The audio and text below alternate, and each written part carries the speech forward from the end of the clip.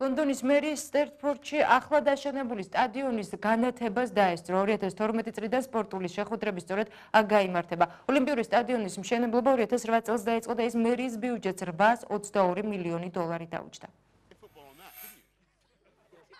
ოლიმპიური თამაშების დაწყებიდან 18 თვით ადრე ლონდონის აღმოსავლეთ მდებარე სტრეტფორდში ოლიმპიური სტადიონი გაანათეს.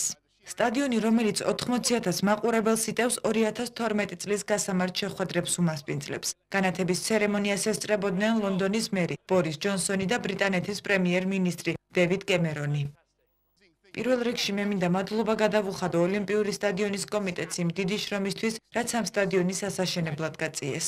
ზუსტად 18 თვით ადრე ჩვენ შეგვიძლია უკვე განვაცხადოთ, რომ მზად ვართ ჩავატაროთ ისეთი დიდი ცერემონიალი, რასაც ოლიმპიური თამაშები ქვია. მიუხედავად იმისა, რომ 2018 წელს მსოფლიოს ჩემპიონატი ინგლისში არ გაიმართება, მე მაინც ბედნიერი ვარ.